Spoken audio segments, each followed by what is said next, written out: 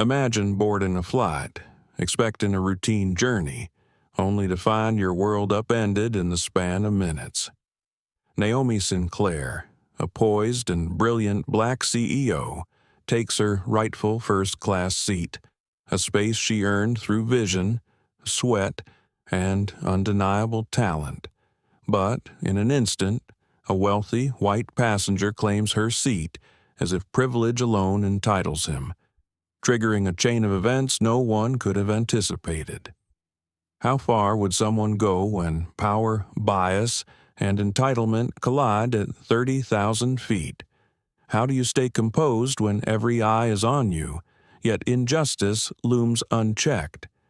Naomi's inner calm and quiet authority are put to the ultimate test, while the crew, caught between protocol and morality, must decide where their loyalty truly lies. This isn't just a story about a stolen seat.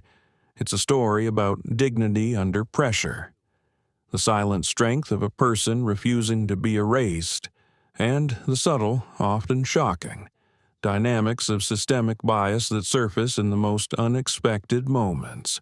Join us as we unravel this high-stakes, emotionally charged Flight 1 that will make you question your assumptions, reflect on courage, and witness justice unfold at cruising altitude. Don't forget to like, share, and subscribe, and stay with us as Naomi's story begins. Flight 227, bound for Los Angeles, was boarding steadily that Thursday afternoon. The terminal was alive with the usual hum of business travelers juggling calls, families corralling children, and the occasional backpacker weaving through the crowd with wide-eyed curiosity. But inside the first-class cabin, where the air smelled faintly of leather and citrus polish, a calm elegance prevailed. Seat 2A was already occupied. Naomi Sinclair sat with poise that made the wide-bodied jetliner feel more like her private study than a commercial aircraft. At 44, she carried herself with an authority that didn't need to announce itself. Her cobalt silk blouse caught the glow of the overhead light, while a pair of understated diamond studs framed her face. A leather-bound planner rested in her lap, and her Mont Blanc pen hovered above the page as if words arrived to her in deliberate rhythm. For Naomi, silence was strategy. She had learned long ago that stillness could disarm far more effectively than shouting. In boardrooms, in negotiations, even in moments of insult, she had discovered that composure unsettled people who thrived on dominance. Yet, as she settled into 2A, she felt the familiar churn of thoughts. Would this flight, this tiny bubble of hours between New York and Los Angeles, offer her the peace to refine tomorrow's acquisition pitch? Or would the universe once again test her patience in ways she had grown both weary of and sharpened by the answer revealed itself quickly? A shadow fell across her aisle. A man in his early 50s, thick around the middle, with flushed cheeks and a golf shirt stretched past its prime, loomed above her. In his hand, a crumpled boarding pass fluttered like a white flag that thought itself a sword. His fingernails tapped the armrest of her seat with the irritation of someone already convinced of injustice. "Excuse me," he said, his voice pitched loud enough to command the attention of nearby passengers. "What in God's name do you think you're doing in my seat?" Naomi didn't flinch. Her pen traced a neat period at the end of a sentence. She exhaled slowly through her nose, her eyes fixed on the planner before her. It was a familiar crossroads, the instant she recognized when another person's ego was about to write a check, reality couldn't cash. The man's face grew redder. "This is 2A, he insisted, waving the wrinkled pass inches from her shoulder. "I paid good money for this seat." A few rows back, heads turned. Conversation softened into whispers.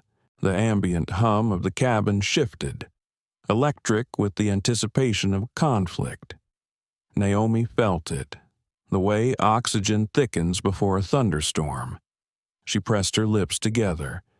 Should she meet his eyes? Should she answer? Or would silence, once again, be her sharpest weapon? She turned a page instead. The gesture was small, almost imperceptible, but its calm finality grated against his agitation. "Look, lady," the man boomed, puffing out his chest. "I don't know what kind of game you're running, but I'm not about to let someone sneak into first class because they think the rules don't apply." His words, dressed as authority, carried the stench of something older, an assumption as stale as his aftershave. Naomi's jaw tightened. She thought of her grandmother's warnings. "They'll try to move you. Naomi, even when you've earned the right to be there, they'll try to move you." From Seat 2B, a young woman looked up from a thick constitutional law textbook. Lena Torres, 27, had boarded minutes after Naomi and noticed her neighbor's quiet composure. She was no stranger to power dynamics or to watching injustice unfold in subtle tones. Something about the man's condescending pitch made her stomach clench. Without thinking, her hand slid into her tote and drew out her phone. The camera lens winked to life.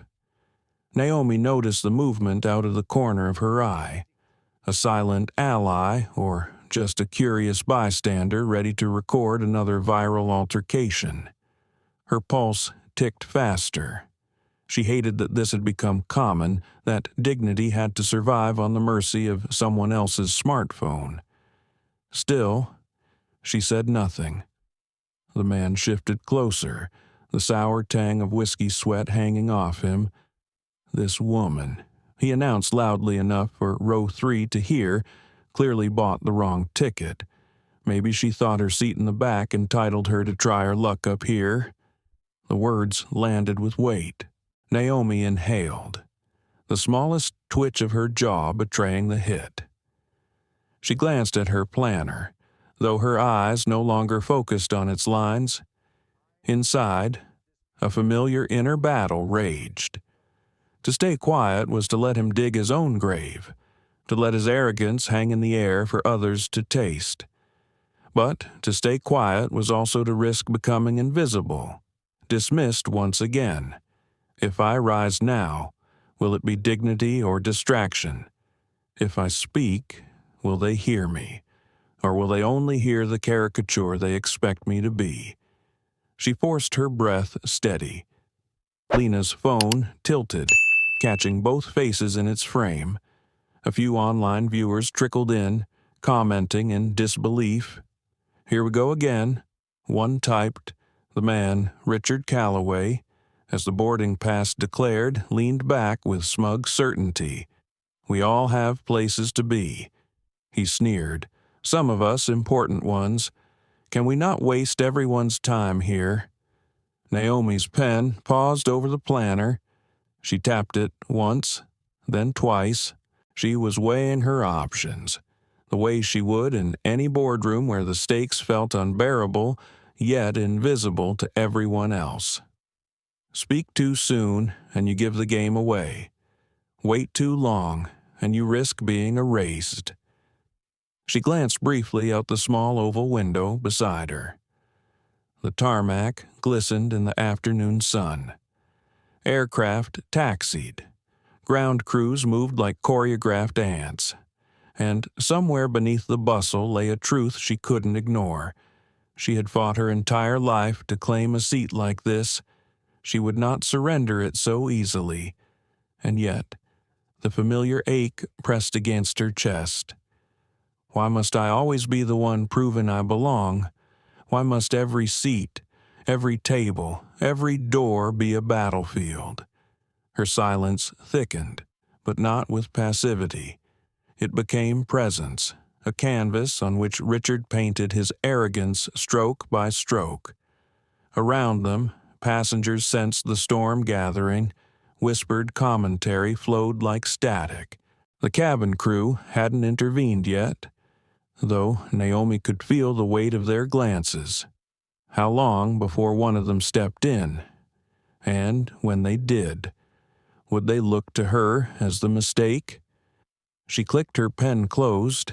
The soft metallic snap echoed louder in her mind than Richard's ranting. Naomi Sinclair remained seated in 2A, and though she hadn't yet spoken, the story had already begun to write itself. The moment stretched, taut as a violin string. Richard Calloway stood planted in the aisle, his boarding pass flapping like a victory banner he had already claimed. His cheeks were blotched crimson, the veins along his temples rising like angry rivers. To him, this was not merely a dispute about a seat.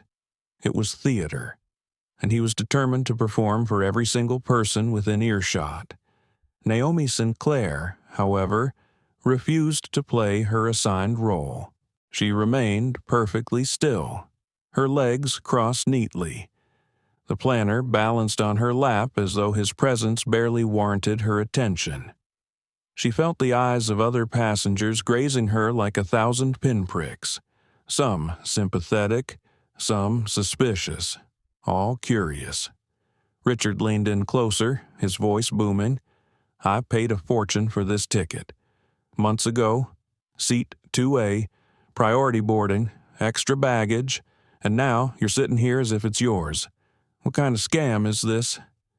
Naomi inhaled slowly. Every fiber of her being wanted to meet his glare, to let her eyes slice through his entitlement like glass. But she reminded herself of her grandmother's wisdom.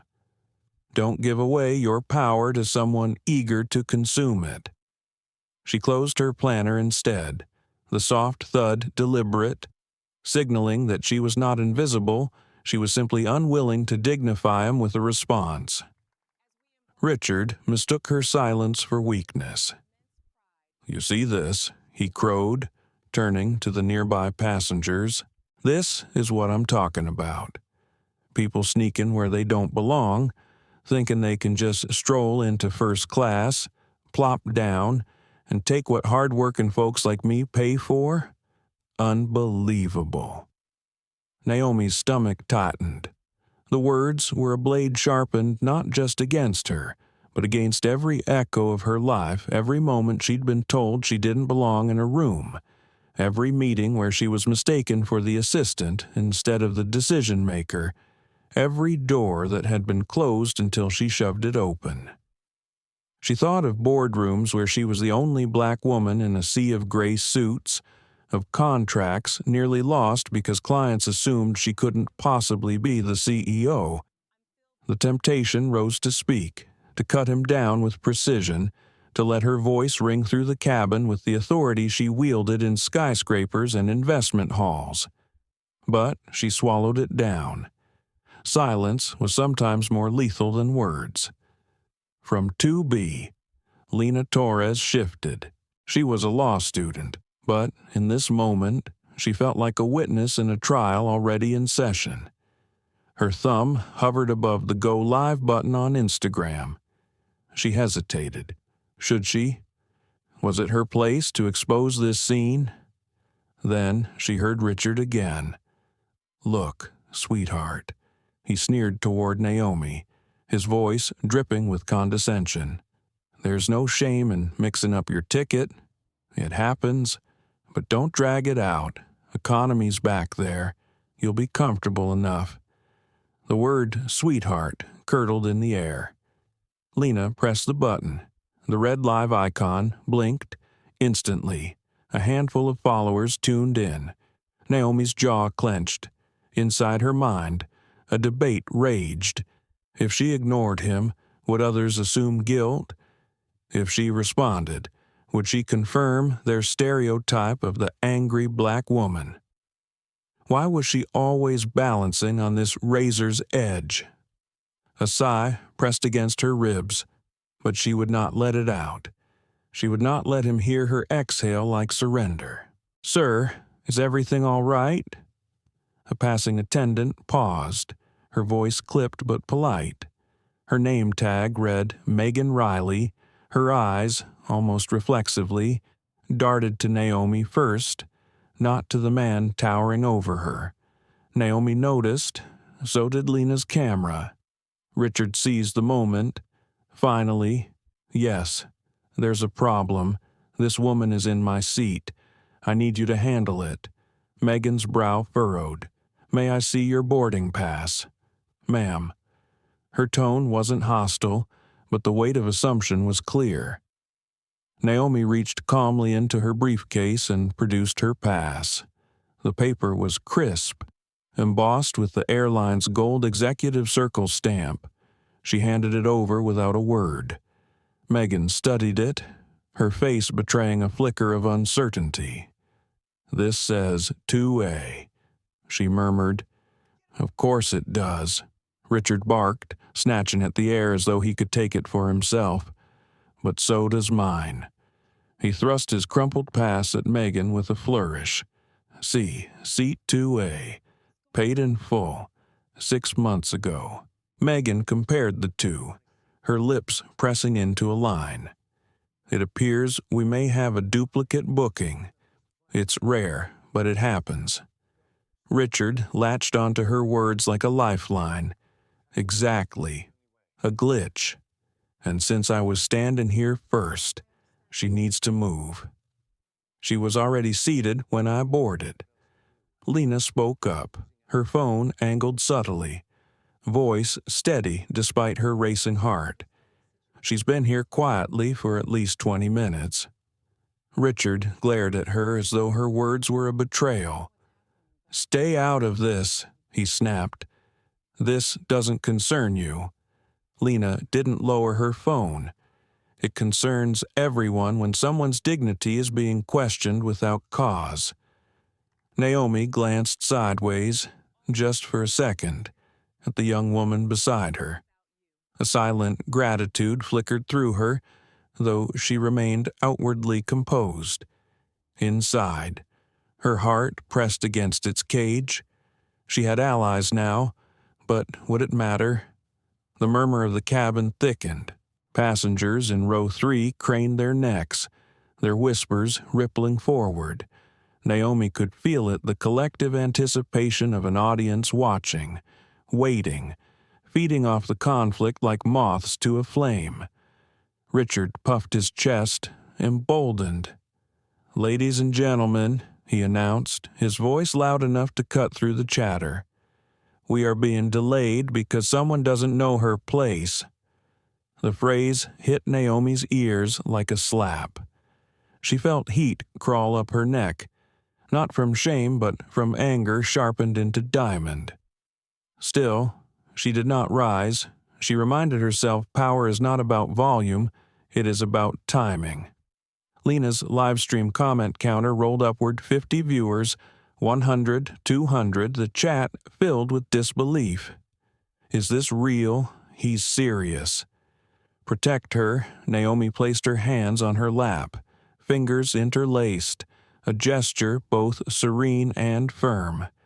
She tilted her chin slightly, meeting Richard's glare for the first time. Her gaze was steady, clinical, as though she were studying an insect thrashing in a jar. She said nothing.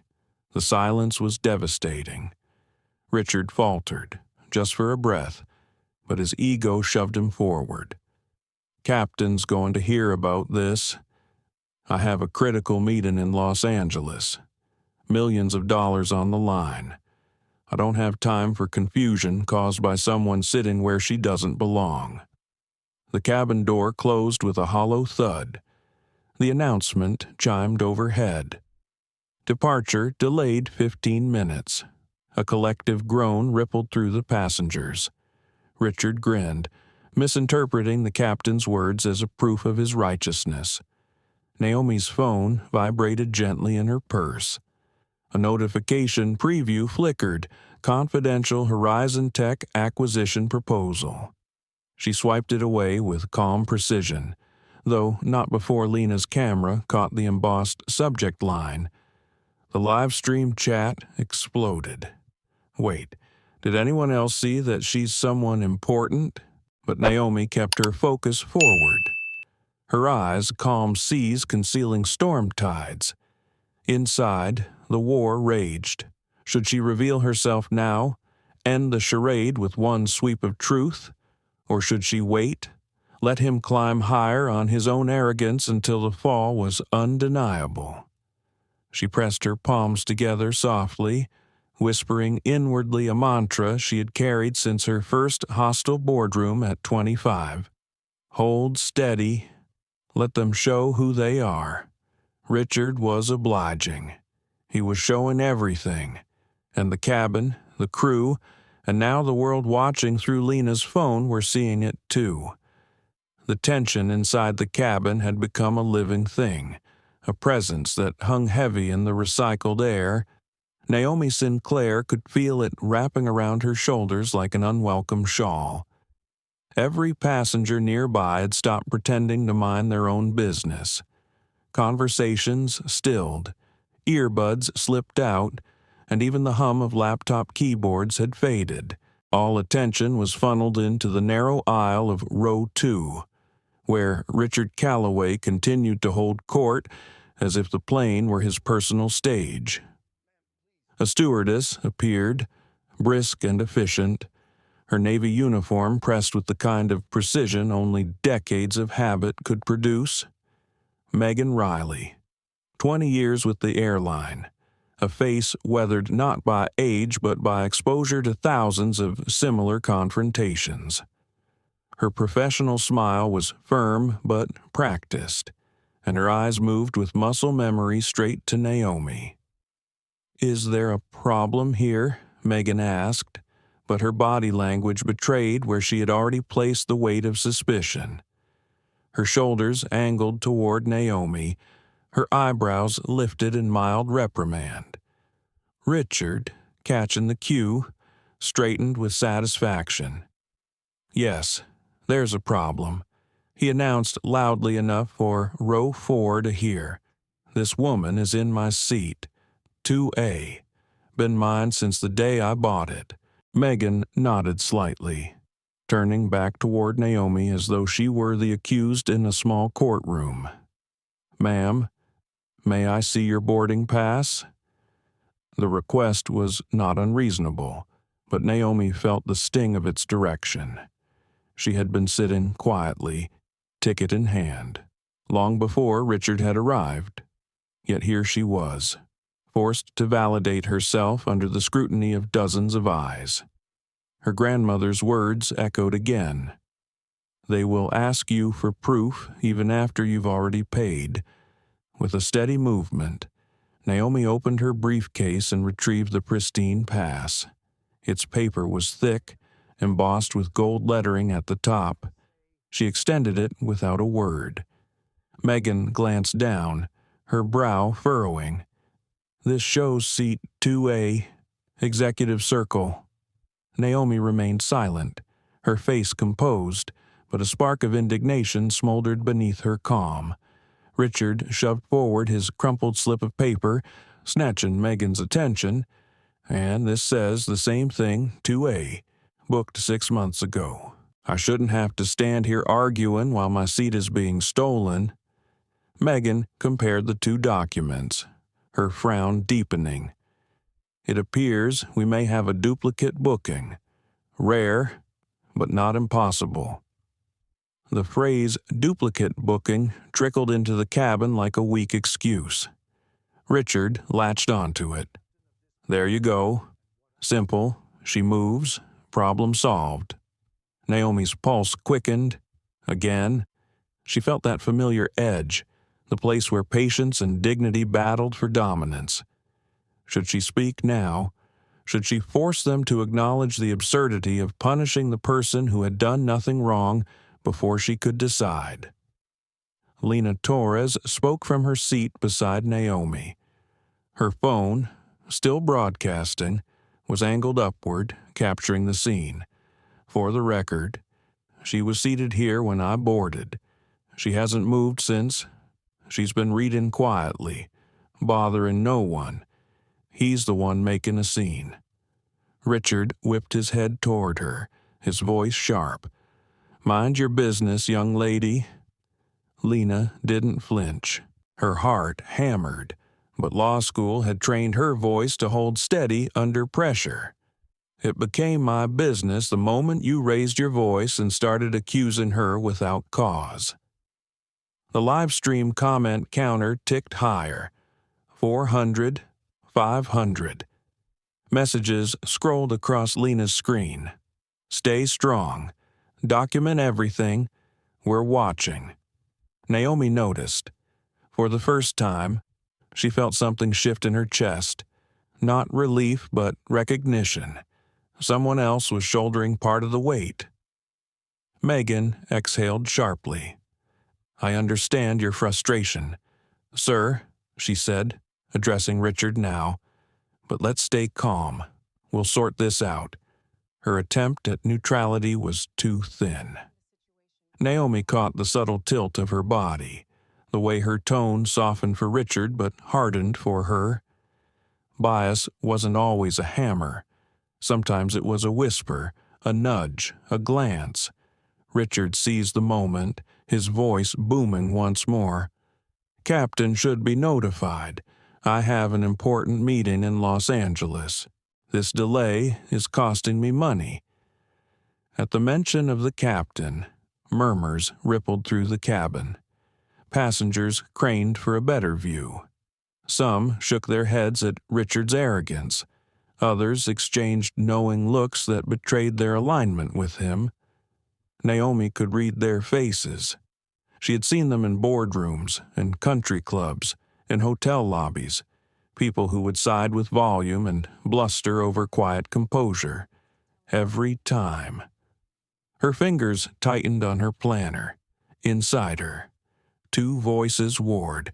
One whispered, "Keep still. Let them expose themselves." The other screamed, "Enough. Speak. Defend yourself." Her throat ached with the weight of unsaid words. Megan tried again, her patience thinning.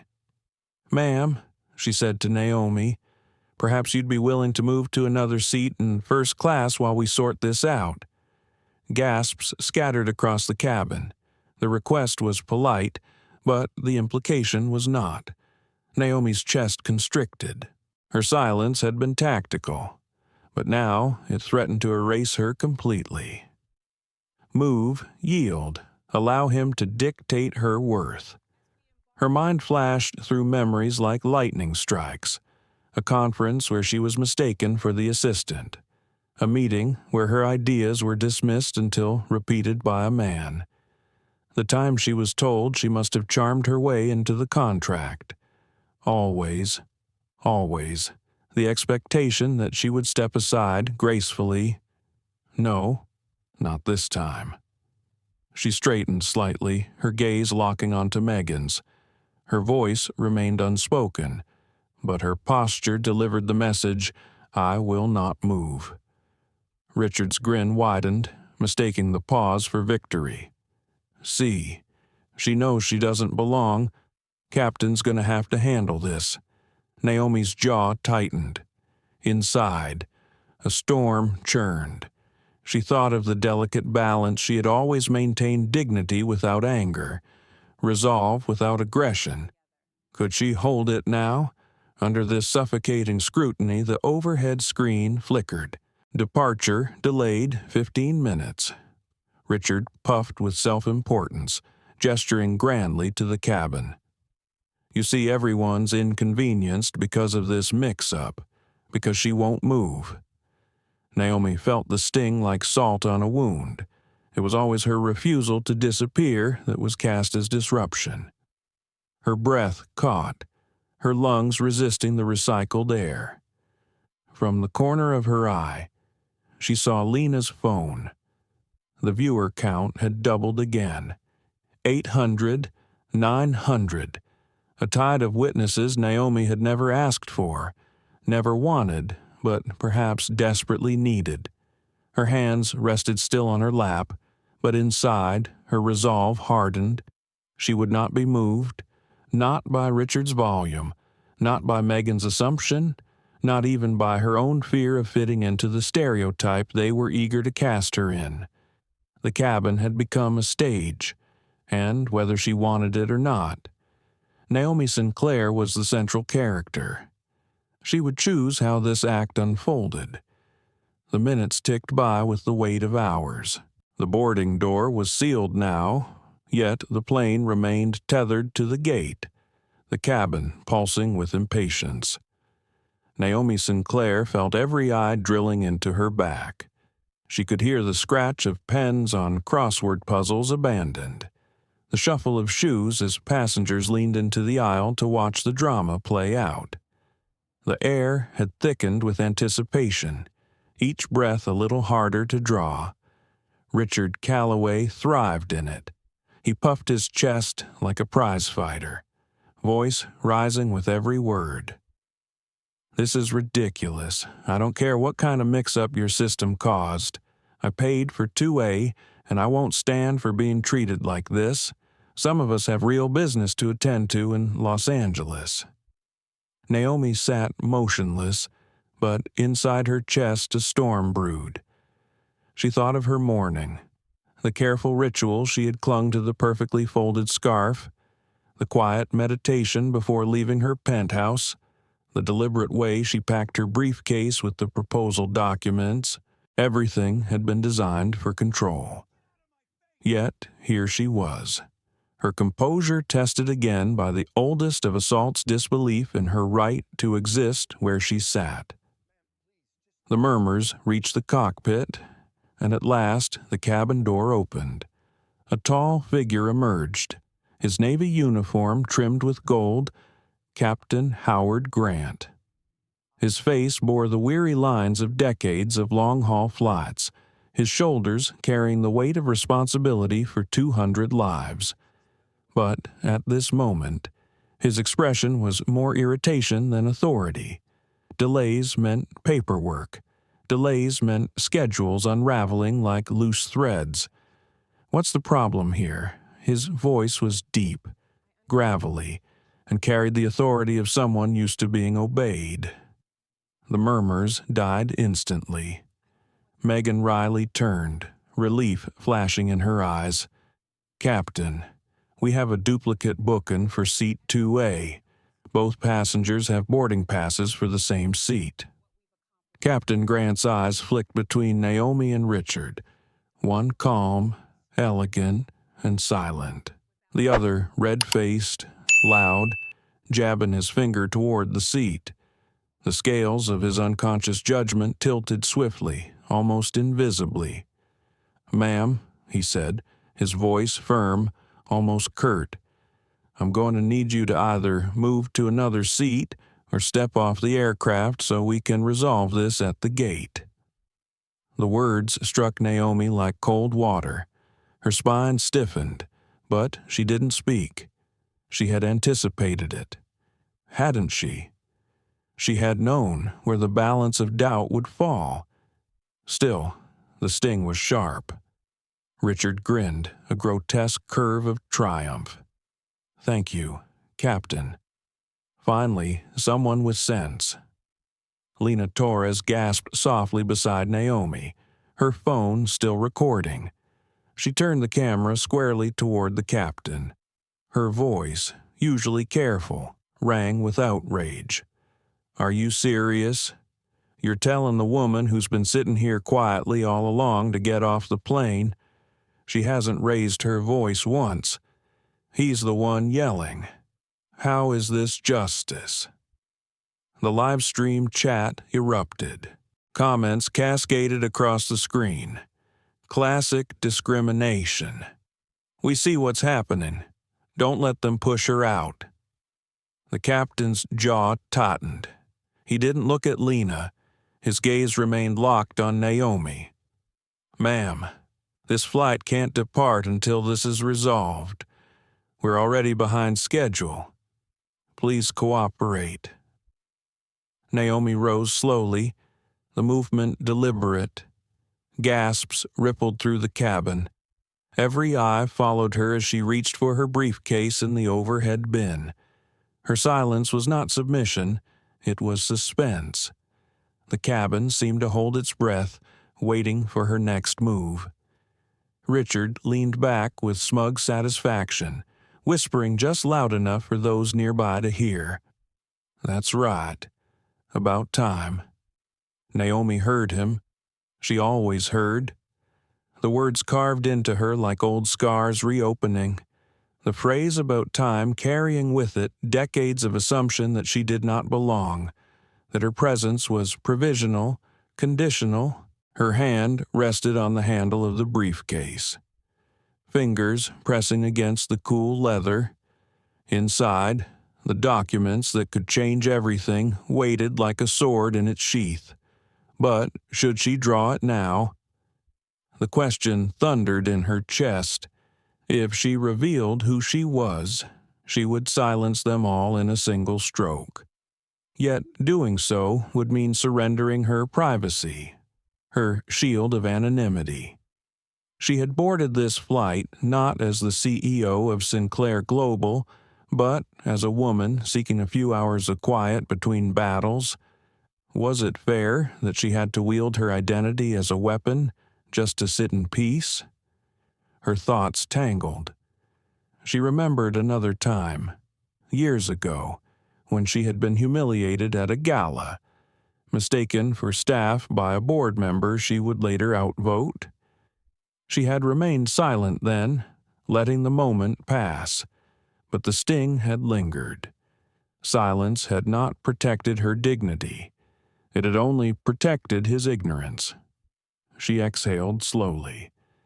Perhaps today, silence would not be enough. "Captain, we can't wait much longer," Megan said softly. Her eyes flicked to Naomi again, pleading now, pleading for compliance, not justice. Before Naomi could speak, another figure entered the cabin from the jet bridge. Dana Cooper, the flight supervisor, clipboard in hand, her walk brisk, her expression impatient.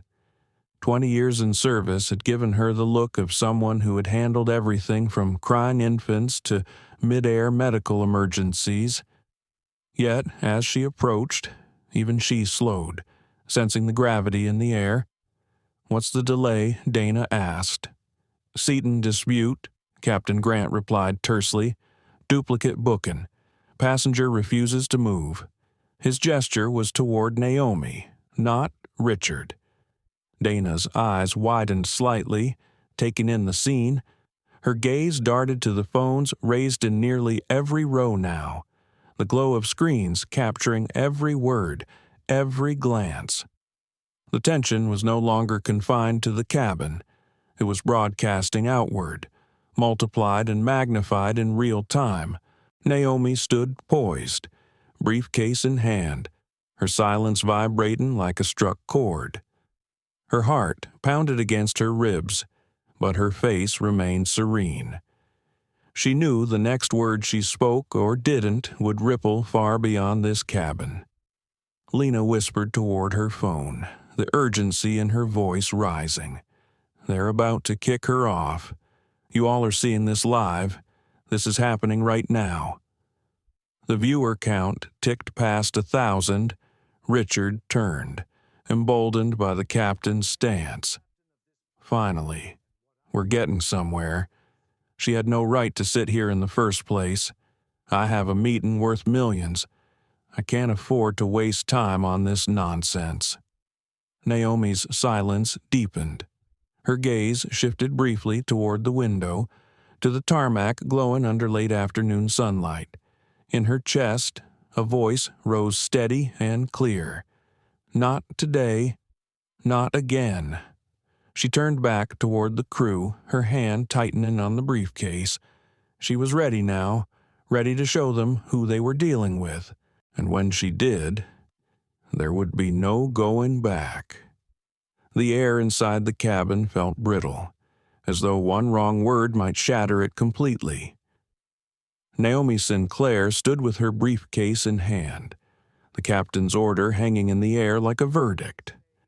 Every pair of eyes waited for her decision. Would she leave quietly, validating every prejudice, Or would she resist and risk escalation? Richard Calloway leaned back against the aisle, smugness radiating from every pore. He was already rehearsing the victory story he would tell later, how he defended his seat, how he exposed someone trying to take advantage of the system. His grin widened, but then it faltered when he saw Naomi click open the locks of her briefcase. The metallic snap echoed through the cabin, a sound small yet seismic. Passengers shifted, leaning forward, phones tilted higher, capturing the moment. Lena Torres, her live stream chat exploding with comments, whispered into her mic, "Something's happening. She's about to show them." Naomi's hand reached inside. She could feel her heartbeat in her fingertips, steady but strong. This was not how she had planned to travel today. She had intended to remain invisible, to work quietly on the documents inside, yet invisibility was no longer an option. She withdrew a single sheet of paper, crisp and official, its letterhead heavy with corporate authority. She extended it toward Captain Howard Grant. Her voice, calm and resonant, sliced through the silence. "Before you make a career-ending mistake. Captain, I believe you should see this." The captain's eyes narrowed as he took the page. He expected an appeal letter, a printout of a boarding pass, perhaps even a desperate plea. Instead, as his gaze swept the text, his expression transformed. Confusion first, then recognition, and finally, something approaching dread. The color drained from his face. He looked up at Naomi with new eyes, as though he were seeing her for the very first time. His jaw tightened, but not with authority this time, with fear. Richard, impatient, leaned closer. "Well, what is it, some fake idea sob story? Let's not waste more time." But Captain Grant didn't answer him. His eyes remained locked on Naomi, his hand trembling slightly as he returned the paper. "Dr. Sinclair," he said, his voice now subdued, "I had no idea." A murmur rippled through the cabin. Megan Riley stepped closer, peering at the document, and her lips parted in shock. Dana Cooper, the flight supervisor, leaned over the captain's shoulder, her face blanching as she caught the name on the letterhead. Lena's phone shook in her grip. She whispered, half to herself, half to her viewers, "Oh my God, did he just call her Dr. Sinclair? Wait, I think she's someone powerful." The live stream comments erupted. "Who is she?" Look at the captain's face. "This is huge." Naomi reclaimed the paper with quiet precision and slid it back into her briefcase. She did not gloat. She did not raise her voice. Instead, she sat back down in 2A, crossing her legs gracefully, and reopened her planner. Only then did she speak. "Just my credentials," she said softly. Richard blinked, confusion knitting his brows. "Credentials? What are you talking about? What does a boarding pass have to do with credentials?" Naomi turned a page, her pen poised once again. She didn't look at him, but her words carried across the aisle. "Richard Calloway. Is it, you may want to lower your voice before you say anything else you'll regret." The warning was not shouted. It was not even sharp, but it landed with devastating clarity. Richard's mouth opened, then closed again, his certainty beginning to crumble. The cabin had shifted. The energy that moments ago seemed stacked against Naomi now hovered on a knife's edge. Passengers exchanged glances, their curiosity mounting. The story unfolding before them had taken a dramatic turn, and they could sense the weight of revelation approaching. Dana Cooper stepped closer, lowering her voice, though microphone still captured every syllable. "Dr. Sinclair, forgive us." We didn't recognize you." Naomi finally looked up, her eyes calm but unwavering. "That's precisely the point, isn't it?" Richard frowned, his confusion giving way to frustration. "Recognize her. Recognize her as who she's just, some woman who took my seat. I don't care if she's got a fancy title at some company." Lena's live stream viewers were less ignorant. Their comments blazed across the screen. Naomi Sinclair. The Naomi Sinclair. She runs Sinclair Global. She's on the Forbes list. Lena's eyes widened as she read them aloud, her voice shaky with excitement. "Guys, they're saying she's the CEO of Sinclair Global, billionaire, controlling stake in multiple industries. This isn't just any passenger." The realization detonated through the cabin like an explosion. Passengers sat up straighter. Whispers turned to audible gasps. And suddenly the narrative shifted. Naomi closed her planner gently. She let her gaze travel across the stunned faces of the crew, pausing briefly on Captain Grant. "You are about to have me removed from this plane. Not because I caused a disruption, not because I raised my voice, but because my presence here didn't fit your expectation of who belongs in 2A. Megan Riley's throat bobbed as she swallowed hard. "Dr. Sinclair, Naomi held up a hand. "No apologies. Not yet. Actions first. Words later." Richard's face had gone pale. He stammered, voice suddenly stripped of its earlier bravado. "You can't be serious. This is some kind of act. You can't be who they say." Naomi tilted her head slightly, her gaze sharpening. "Mr. Calloway, I own a controlling stake in this airline. That means every member of this crew ultimately answers to me, including you, Captain." The words hung in the air, heavy as stone. The cabin erupted in gasps. Captain Grant stood frozen, his authority stripped bare. Megan clutched her notepad like a lifeline. Dana's clipboard trembled in her hands, and Richard Calloway, once bloated with entitlement, now sat deflated, his arrogance punctured by the reality of who he had confronted. Naomi leaned back, her poise unshaken. "So, I'll ask one more time. Who exactly is in the wrong seat?" Here, silence blanketed the cabin. Even the engines outside seemed to hum more softly, as though the plane itself had paused to witness the moment. Naomi Sinclair had revealed her power, and the storm was only just beginning. The cabin had slipped into a silence so complete it felt unnatural, like the hush after a thunderclap. For a long moment, no one moved. The only sound was the low drone of the air conditioning and the faint buzz of Lena Torres's phone, its live stream capturing every stunned face in first class. Naomi Sinclair sat composed in seat 2A, her briefcase back at her side, her planner neatly closed. The power balance in the room had shifted entirely, though her voice had not once risen above calm clarity.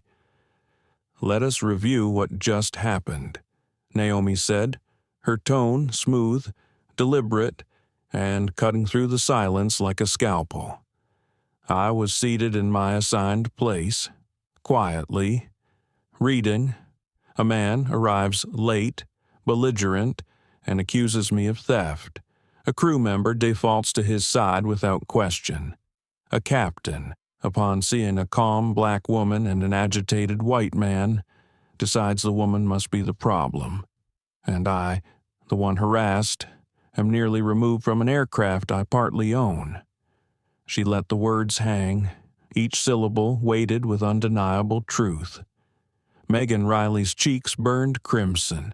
She wanted to speak, to apologize, to explain, but every possible word turned to ash in her mouth. Captain Howard Grant shifted uncomfortably, his authority dissolving under Naomi's steady gaze. For decades, he had been accustomed to being the final voice in any dispute. Now, his own words replayed in his mind like a damning echo. "I need you to either move or step off the aircraft." Dana Cooper, the flight supervisor, looked between them all. Her clipboard clutched so tightly her knuckles blanched. She could already sense the magnitude of this moment. Phones were raised in half the rows of first class. Lena's live stream count ticked past 3,000 viewers. Richard Calloway, red-faced and sputtering, tried to reassert control. "This is absurd. I didn't know who you were." If I had known, Naomi's eyebrow arched slightly. "If you had known, you would have treated me with respect. Is that what you're admitting?" Her question struck like a whip. Richard froze, mouth opening, then closing again. His eyes darted to the rows of passengers staring at him, to the phones recording his every twitch, to Lena's camera that never wavered. He realized, too late, that there was no answer he could give that would save him. Naomi continued, her tone sharper now, though still composed. "You attempted to intimidate me. You raised your voice. You made assumptions about where I belong. You disrupted an entire flight. And you did all this because you could not imagine that a black woman might rightfully hold a seat of power both in this cabin and beyond." Murmurs rippled through the cabin.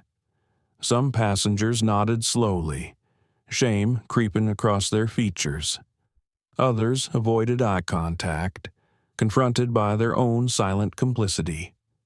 Richard swallowed hard, sweat dampening his collar.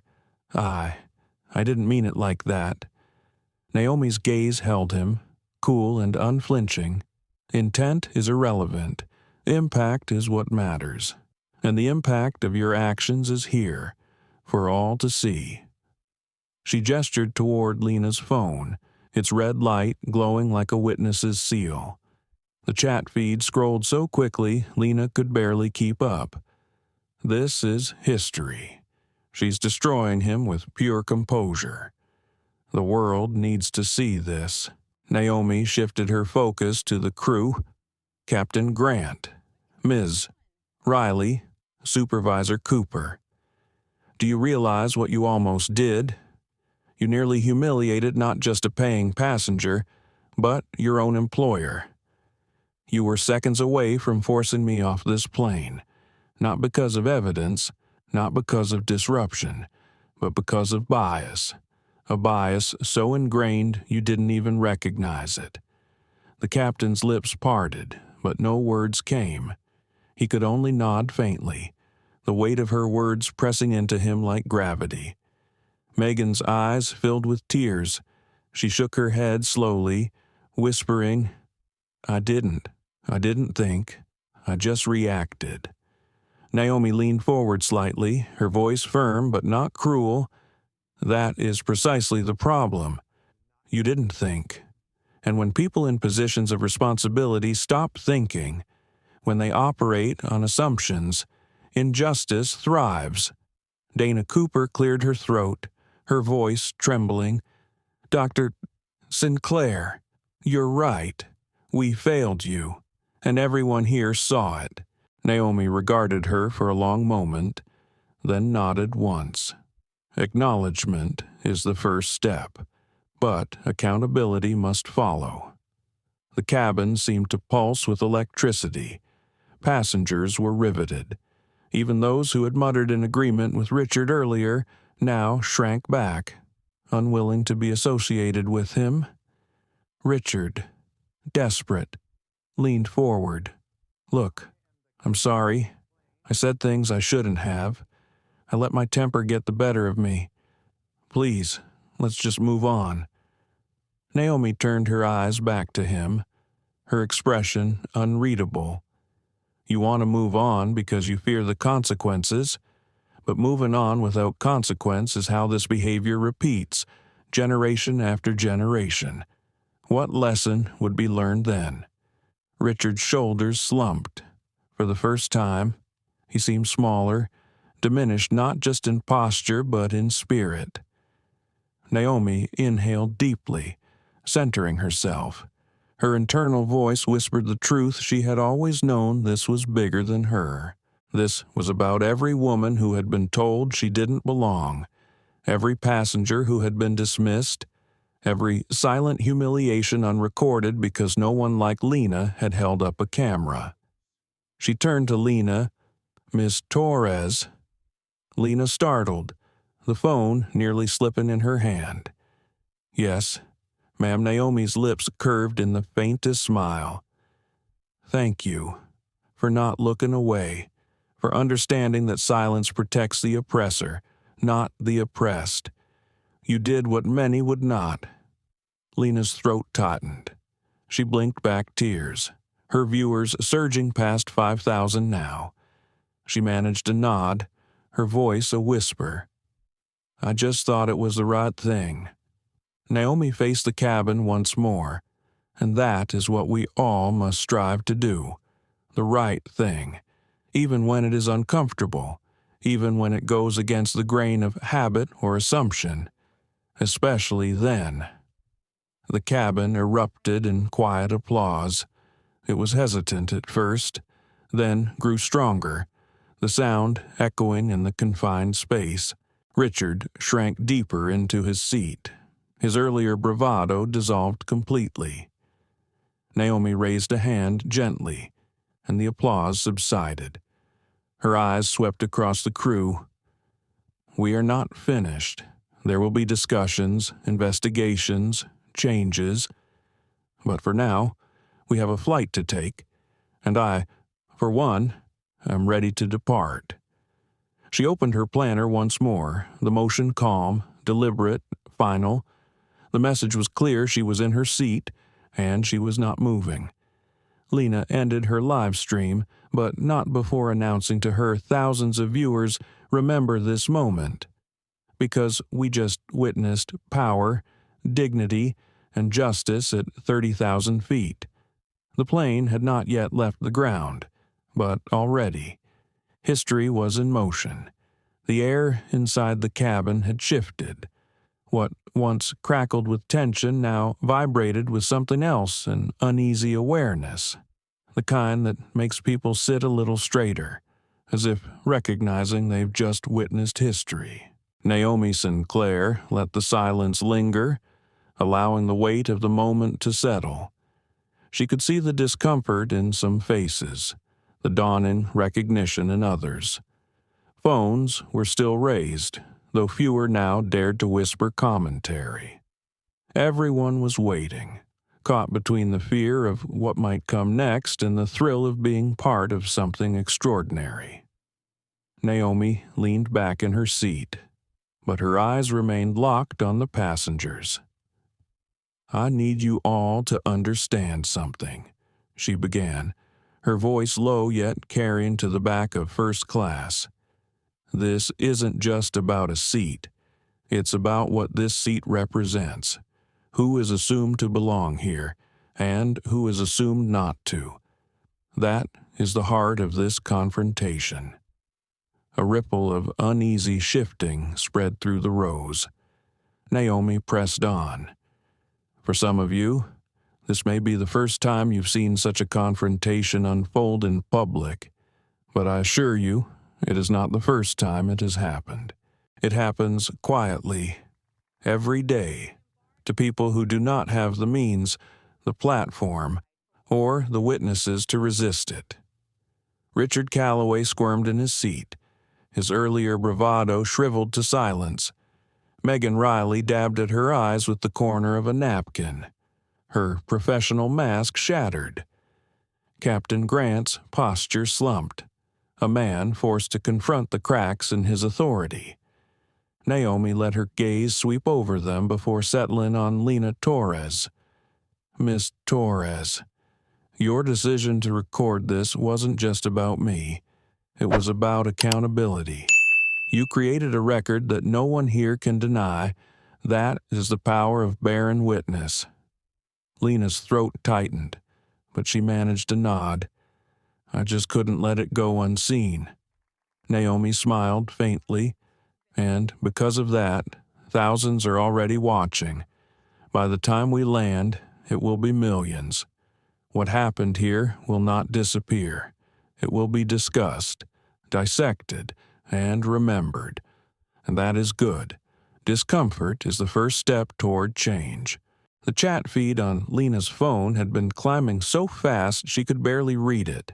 Influencers were already reposting. News outlets clipping sections, hashtags multiplying. Seat 2A was trending, as was Yas Naomi Sinclair.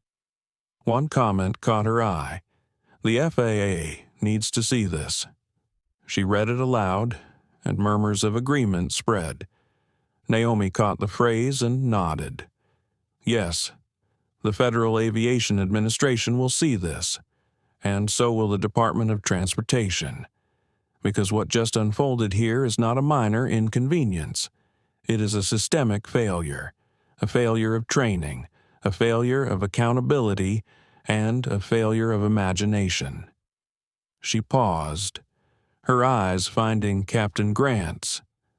When, faced with conflict, you imagined only one possibility, that the woman who looked out of place must be in the wrong. That assumption nearly cost you your career, and it will cost this airline more than you realize. The captain swallowed hard. Dr. Sinclair. Naomi raised a hand, silencing him gently but firmly. Do not apologize to me. Captain, apologies are easy. Action is harder, and action is what will be required. Dana Cooper, still clutching her clipboard, spoke for the first time in a steady voice. What action do you want us to take? Dr. Sinclair. Naomi studied her for a long moment. That depends. Do you want to patch a crack in the wall, or do you want to rebuild the foundation? Because what I expect is not a token gesture. I expect change that reaches every gate agent, every crew member, every cockpit. Change that ensures what happened here never happens again. The murmurs grew louder. Passengers who had initially sided with Richard now looked down at their shoes, chastened. A man in 3C who had muttered about rules not applying earlier shifted uncomfortably, his phone slipping from his hand. Even those in economy, leaning over from the curtain, could sense the tide turning. Richard finally found his voice, brittle and weak. Look, I admit I made a mistake. I shouldn't have spoken the way I did. I'll post an apology, a public one. Just, please, don't destroy my reputation over this. Naomi's gaze settled on him, cool and unwavering. Mr. Calloway, you must understand this is not about your reputation. This is about accountability. You tried to strip me of my dignity because you assumed I did not belong. Now the world will decide whether you belong among them. The words sliced cleanly, and Richard had no response. He shrank back, the sweat on his forehead glistening under the cabin lights. Naomi turned back to the passengers. Many of you stayed silent during this. Some of you even nodded in agreement when Mr. Calloway declared his entitlement. I do not fault you for your fear or hesitation, but I ask you, what will you do next time? Will you sit quietly while someone else is humiliated, or will you intervene, even in small ways, to stand on the side of dignity? The question pierced the cabin like a challenge. No one answered aloud, but the weight of reflection was visible in their expressions. Lena's phone buzzed again. She glanced down, eyes widening. Dr. Sinclair, it's already hit the news. CNN, MSNBC, BBC, they're calling it the woman in 2A. Naomi exhaled slowly. She had known this would go far, but the speed startled even her. Still, she kept her composure. Good. Let it be seen. Let the world wrestle with what it reveals. At that moment, Dana Cooper's own phone vibrated. She glanced at it, her eyes widening.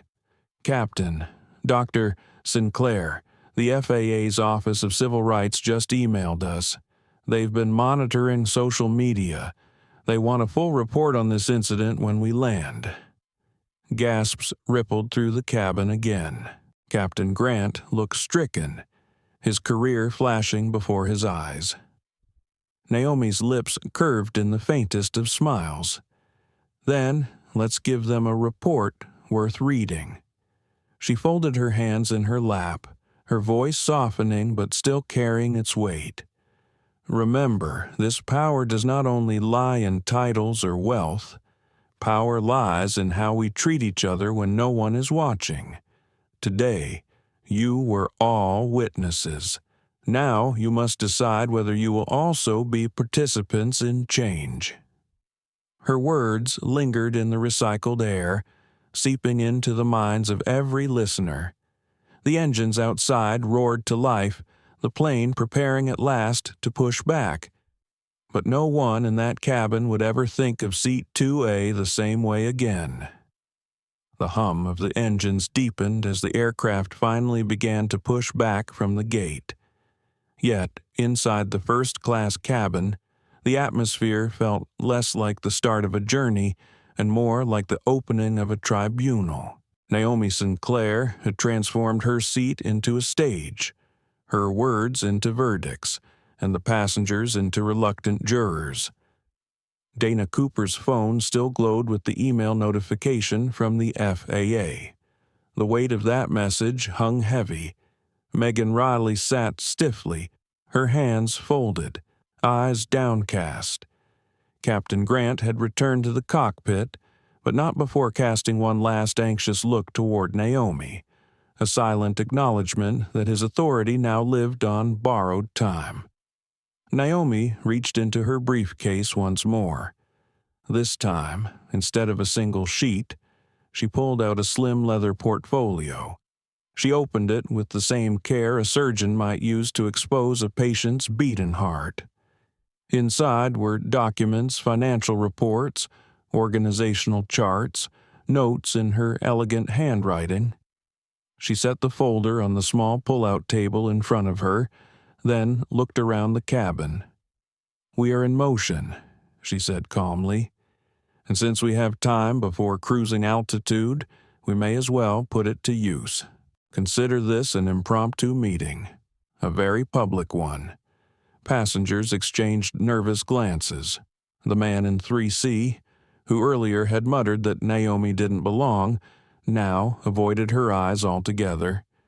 Lena Torres, her phone live again, whispered into the mic. "She's about to turn this into a boardroom at 30,000 feet. Naomi's gaze shifted to Dana and Megan, both standing just a few feet away. "Supervisor Cooper, Ms. Riley, let's begin with facts. Do you know the average cost of a federal discrimination lawsuit against a major airline?" Dana blinked, unsure whether to answer. I don't have that number." "I do," Naomi said smoothly.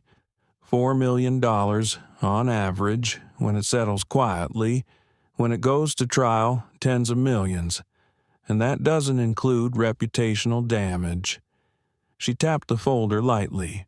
"In the past 2 hours, this airline has already lost nearly 9% of its market value in after-hours trading. That's over $6 billion in shareholder equity evaporated because of what unfolded in this cabin." Gasps rippled across the rows. Even the passengers who had been silent could not ignore the enormity of those numbers. Naomi leaned back, her composure unwavering. "So you see, this is not a personal matter. This is a systemic failure that has tangible consequences." Megan's lips trembled as she whispered, What do you want us to do?" "Dr. Sinclair," Naomi's eyes softened, though her voice remained firm. "I want change. Real change. Effective immediately. And I will not wait for headquarters to draft talking points. It starts here, now, on this plane. Dana clutched her clipboard tighter. What? What kind of change? Naomi's voice sharpened with precision. First, I want zero-tolerance discrimination protocols drafted within 72 hours. Every employee, from baggage handlers to the board of directors, will undergo comprehensive unconscious bias and de-escalation training. Second, there will be an independent ethics and compliance department reporting directly to me. No more complaints buried under layers of bureaucracy. Third, I want a passenger advocacy hotline and mobile app operational within 60 days, allowing customers to report harassment directly, without fear of being silenced. She paused, letting the weight of her demands sink in. Passengers shifted, murmuring, as if they too were being drafted into the moment. Lena's phone buzzed with a flood of comments. She's running the airline from the cabin. This is unreal. History in real time. Naomi wasn't finished. Fourth, I expect quarterly diversity audits made public. Transparency is not negotiable. Fifth, hiring practices will prioritize diversity and emotional intelligence, and leadership positions will no longer be a homogeneous reflection of outdated power structures.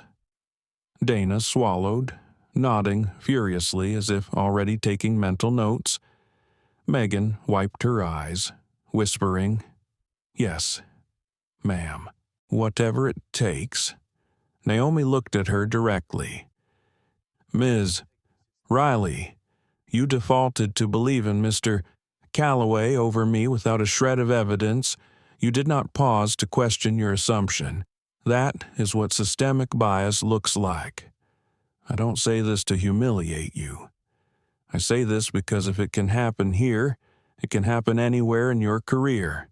And if it happens again, the consequences will not just be personal embarrassment, they will be catastrophic for you, for your colleagues, and for this airline."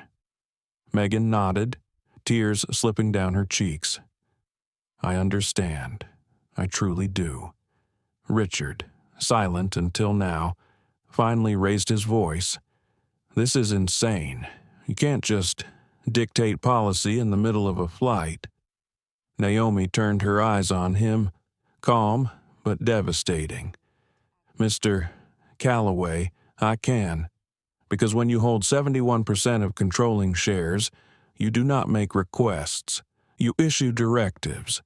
And right now, you are very fortunate that my directive is not to have you removed mid-air." Richard's face drained of color.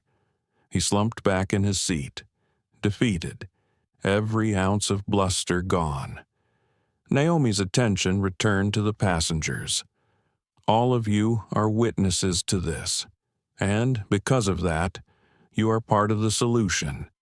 When this video circulates, and it already has, you will have a choice. You can remain passive observers, or you can speak out, support reform, and ensure that incidents like this are not forgotten. I expect you to choose wisely." The cabin grew still again. Then, from somewhere in the back, a smattering of applause began. It grew slowly, hesitantly, until it filled the entire section. Naomi raised a hand, silencing it with gentle authority. "This is not about applause. This is about accountability. Change will come, not because you clapped for it, but because you demanded it." She closed her folder, slid it back into her briefcase, and leaned back in her seat with the same calm she had begun the journey with. Her voice, though quieter now, still carried. "We will land in Los Angeles in 5 hours. By the time we do, the world will already have its story. The question is, will that story end here, as a spectacle, or will it begin here, as a movement?" Lena's live stream ticked past 25,000 viewers. The comments were no longer just shock and outrage. They were calls to action. Lawyers offering pro bono services, activists connecting the dots to other industries, politicians tagging themselves into the thread. The world was listening. And in seat 2A, Naomi Sinclair knew she had just turned a moment of humiliation into a blueprint for revolution.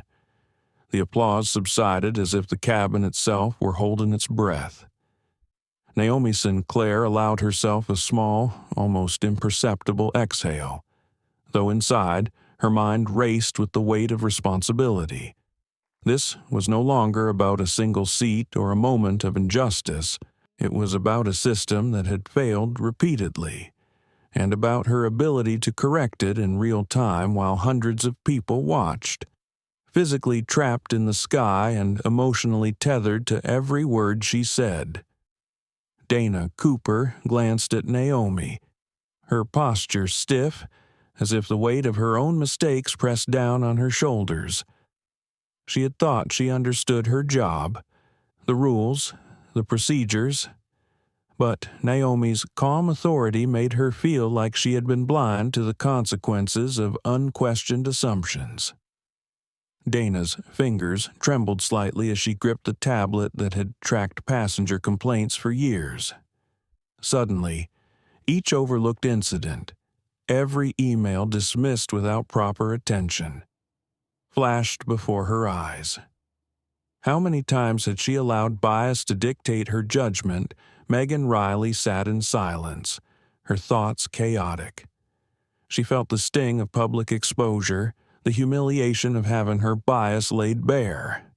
Yet a strange clarity emerged from Naomi's presence. This woman, unflinching in the face of hostility, was not attacking her as a person. She was demanding accountability, forcing her to confront the ways she had failed others, and in doing so, was giving her a chance to grow.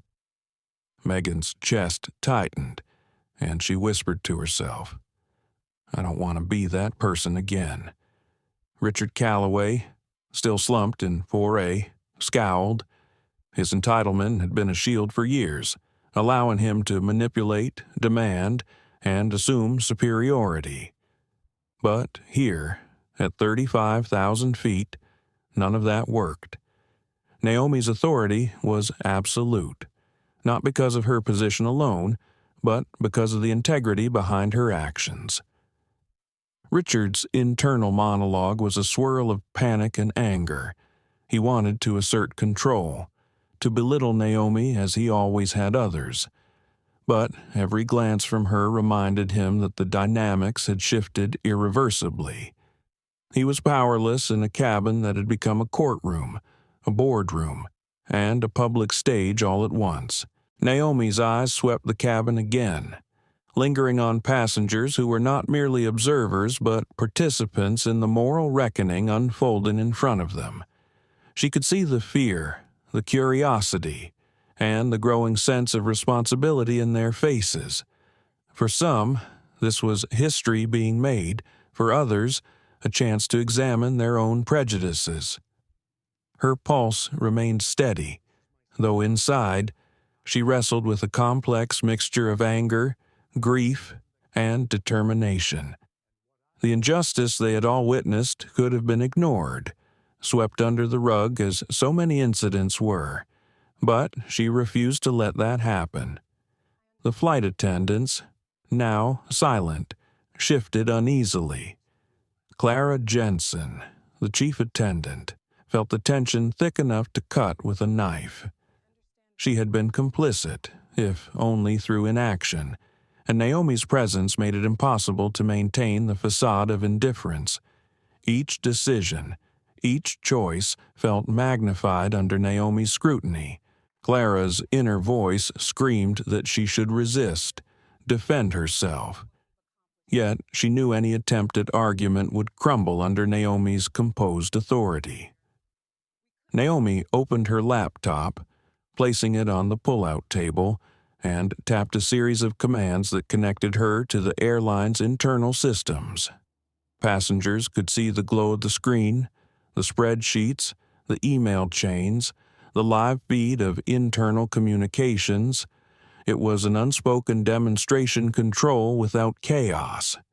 She was showing them that accountability could be transparent, structured, and immediate. Dana's lips parted as she tried to interject, to explain herself. Dr. Sinclair, I didn't realize. Naomi held up a hand, gentle but firm. Dana, you did not act out of malice. You acted out of habit, conditioned by a system that rewards conformity and punishes questioning. That is why systemic change is necessary, and that is why it starts with us right now, in this cabin, in front of witnesses who will carry this lesson beyond these walls, or, in this case, beyond this fuselage. Megan swallowed hard, and the passengers she asked, they just watched. Some cheered, some were angry. Naomi nodded. That is the reality of power. People will react differently when confronted with truth. Some embrace it, some resist it. Our job, as leaders and witnesses, is to ensure that the truth is not diluted, that it is not diminished by discomfort, that it becomes the catalyst for action rather than a fleeting spectacle. A young woman in 2D raised her hand tentatively. Ma'am, if you don't mind me asking, why are you doing this here, on the plane? Couldn't you wait until the flight lands? Naomi's gaze softened as she met the young woman's eyes. Because injustice does not wait for convenience. Because the moment for accountability is always now, no matter where you are, and because the higher the stakes, the more people pay attention, the more likely change becomes unavoidable. Richard scoffed audibly, but Naomi didn't flinch. She turned her attention to him with a calm decisiveness that made his words evaporate before they even reached the cabin air. Mr. Calloway, your disbelief is understandable. You have spent your life insulated by wealth, status, and the assumption that rules apply to everyone except you. Today, you are learning that accountability is not negotiable, and the world is watching. Naomi felt a pang of fatigue, a rare moment when the adrenaline driving her resolve met the human need for pause. She allowed herself a deep inhale, the cabin lights dimming slightly as the captain adjusted for cruising altitude. Even in this pause, tension lingered, thick and palpable. She thought about the countless people who had suffered quietly under bias, under dismissal, under the arrogance of those who assumed superiority. The weight of responsibility pressed on her chest, but she did not flinch. The passengers shifted in their seats, the murmurs growing as whispers spread. Phones were lifted, messages typed, cameras pointed. Naomi knew that by the time the plane touched down, the story would have traveled far beyond this cabin. Yet she remained grounded, focusing on the immediate ensuring that every word, every directive, every glance was precise, intentional. Megan glanced at Dana and then at Naomi. I don't know how we got here, she whispered, almost to herself, but I feel like I have to. Change, truly change. Naomi allowed herself the faintest of nods, and that is exactly why we cannot let this moment pass unnoticed. Change begins with recognition, with acceptance, with the courage to act when others hesitate. If we fail to do that, then every passenger, every employee, every bystander will carry the burden of another missed opportunity. The hum of the engines rose as the plane leveled out. Naomi's eyes swept once more across the cabin. She saw resignation in some, hope in others, and the stark reality of fear in a few. All of it was necessary, all of it was real, and all of it was part of the process. She closed her laptop gently, the sound almost imperceptible, yet heavy with significance. "We are halfway through the flight," she said softly. "And this is only the beginning." Passengers settled back, a mix of awe, apprehension, and quiet determination settling in their expressions. The cabin, once a place of simple transit, had become a crucible, and Naomi, calm and resolute, was at its center, not as a tyrant, but as a conductor orchestrating the first notes of profound systemic change. As the flight continued, Naomi's mind drifted briefly to the personal costs, the sacrifices she had made to get here, every sleepless night, every battle fought, every door slammed in her face. It had all led to this. Yet, even with victory within reach, she recognized the endless nature of the work. Justice, once awakened, demanded constant vigilance, and she was ready. Passengers whispered among themselves, some recording, some reflecting, some daring to imagine a world where accountability was immediate, transparent, and unwavering. Naomi's gaze softened as she watched, understanding that the ripples of today's flight would extend far beyond the tarmac, beyond the corporate offices, beyond even the skies themselves. The cabin lights dimmed further, the drone of the engines a steady companion. Naomi leaned back, fingers lightly interlaced, her expression serene yet unreadable. Inside, she processed the tension, the fear, the hope, and the resolve that coexisted in everyone around her. She allowed herself a rare smile, a silent acknowledgement that the moment, however fleeting, was powerful, and the fight for systemic change, like the endless sky outside, stretched infinitely ahead. The cabin was silent, but the silence felt heavy, charged, as though the air itself held its breath. Naomi Sinclair leaned slightly forward in her seat, her hands resting lightly on the edge of the tray table. Each passenger seemed to feel the gravity of the moment, their own thoughts vibrating against the walls of the fuselage. She allowed herself a brief scan, taking in the subtle gestures, the half-hidden expressions, the tension held in clenched jaws and crossed arms. Richard Calloway shifted uncomfortably in 4A, his eyes darting around as though seeking an escape that didn't exist. Naomi's calm authority had changed the dynamic completely. He realized now that his usual tools of intimidation, manipulation, and entitled bluster were ineffective here. She didn't need to shout or threaten. The mere presence of her composure made him feel exposed. His thoughts raced with denial, anger, and a reluctant recognition of his own accountability. The flight attendants, led by Clara Jensen, exchanged nervous glances. They had been complicit, even if indirectly, and now the weight of scrutiny pressed down on them. Each movement, each hesitation, felt amplified in Naomi's presence.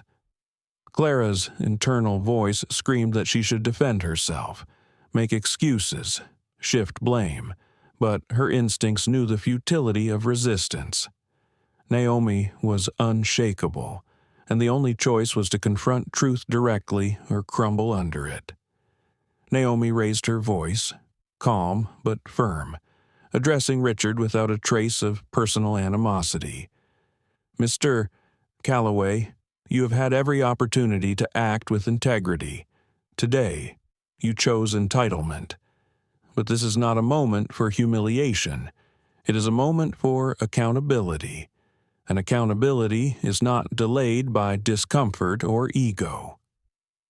Richard's mouth opened, then closed. Words that might have carried authority evaporated in the face of Naomi's steady gaze. She was not merely confronting him. She was exposing a systemic pattern, showing him how his actions rippled outward, affecting crew, passengers, and the culture of the airline itself. From the back of the cabin, murmurs grew among the passengers. Some nodded in quiet approval, some whispered to their neighbors, and a few, unable to conceal their unease, cast sidelong glances at Richard. Naomi had transformed the cabin into a space of reflection and confrontation without raising her voice, without the need for theatrics. The weight of her presence alone compelled attention and introspection. Dana Cooper, seated near the front, swallowed hard. Naomi's words resonated with her in ways she had not anticipated. Each sentence was a mirror, reflecting the habits and biases she had long ignored or rationalized. She felt the sting of recognition and a desire to do better, to make amends in ways that extended beyond this flight. The moment felt both intimate and public, a rare convergence of personal accountability and societal observation. Naomi shifted slightly, her gaze sweeping the cabin once more. She caught the eye of a mother holding a fidgeting toddler in 3C. The woman's expression was a mixture of apprehension and admiration. Naomi offered a small, reassuring smile, silently acknowledging the shared humanity in the room. This was not just a confrontation with entitlement. It was an opportunity to model courage, integrity, and calm leadership in the face of conflict. Richard's inner turmoil intensified. He could no longer rely on privilege or status. The cabin had become a microcosm of justice, and Naomi's authority was rooted in competence, moral clarity, and an unwavering commitment to fairness. He felt trapped, not physically, but psychologically. Every glance from Naomi reminded him that his actions had consequences, and that this was not a scenario he could control with charm or aggression. Naomi turned her attention to the crew. Clara, Megan, and Dana. I am not here to punish you. I am here to guide a necessary intervention. Mistakes happen, systems fail, bias occurs, but acknowledgement and action can prevent harm. That is what this moment is about. That is what leadership requires. Clara Jensen swallowed hard, her throat tight. She had expected confrontation, but not this level of introspection. Naomi's presence demanded honesty, reflection, and a willingness to embrace change. Clara felt a surge of gratitude beneath the fear, a rare sense that her mistakes could be a foundation for growth rather than a permanent stain. Megan, Riley's hands clenched in her lap. She felt a whirlwind of guilt and relief. The exposure of her complicity was humiliating. Yet, Naomi's calm approach made her feel supported in confronting her own failures. She realized that accountability did not need to be punitive to be transformative. This was the lesson that Naomi imparted without a single raised voice. True authority comes from integrity, not fear. Naomi's mind, however, was not free from doubt. She allowed herself a brief moment to acknowledge the fatigue pressing against her chest. The weight of responsibility was immense. Hundreds of lives were interwoven in this cabin, each influenced by the actions, decisions, and biases she was navigating. She thought of countless others, outside this plane, who had endured similar injustices without anyone to intervene. She drew on her own internal reservoir of strength, reminding herself that courage was not the absence of fear, but the ability to act despite it. The murmurs in the cabin grew louder, more deliberate. Passengers were leaning forward, some whispering to their neighbors, others nodding quietly. Naomi recognized the power of witness. The collective attention of hundreds of people amplified the moral significance of the moment. This was not merely about Richard or the crew. This was a lesson in accountability, empathy, and leadership played out in real time, a lesson that could ripple far beyond the confines of the aircraft. Richard attempted to speak again, but his words were halting, fragmented. Naomi listened patiently, her eyes unwavering, letting him struggle without interruption. In her silence, she created space for reflection, forcing him to confront the futility of his defensiveness. He finally exhaled sharply, the fight draining from him in a slow, reluctant surrender. Naomi seized the moment. Accountability is not about shame. It is about clarity. It is about understanding the impact of our actions and committing to do better. You have seen it today. Now, it is your choice whether you step forward or step back. The path of integrity is not the easy one, but it is the one that allows trust, respect, and change to flourish. For the first time since the conflict began, the tension in the cabin shifted. The passengers were no longer passive observers. They were participants in a moment of moral reckoning. Some recorded, some reflected. Some silently resolved to act differently in their own lives. Naomi had turned the airplane into a microcosm of accountability, and the lesson was both immediate and enduring. As the flight continued, Naomi allowed herself a brief pause, her mind whirling with the intensity of the encounter. She thought of all the future flights, all the future passengers who would never know her name, yet who might feel the ripple of today's courage. She reminded herself that the smallest actions, taken in the right moment, could cascade into change far greater than one could ever anticipate. Naomi glanced at her watch, noting the time until descent. The cabin lights dimmed for mid-flight adjustment, casting gentle shadows across faces that were now more alert, more thoughtful, more engaged. She knew the work was not finished. There would be conversations after landing, emails, reports, and potentially disciplinary actions. But the foundation was laid. A moment of accountability had become a catalyst for reflection and, she hoped, lasting change. The hum of the engines filled the pauses between thoughts, a steady reminder that they were still airborne, still moving toward a shared destination, still bound together by circumstance and choice. Naomi leaned back slightly, allowing herself a rare private breath, her mind already considering the next steps, the strategies to ensure that today's lesson would not fade into the noise of ordinary life. In the midst of high-altitude tension, Naomi Sinclair embodied calm authority, moral clarity, and resilience. Her internal battle was mirrored by the external reckoning unfolding around her. Each person in the cabin faced a choice, and the ripple of that choice had begun.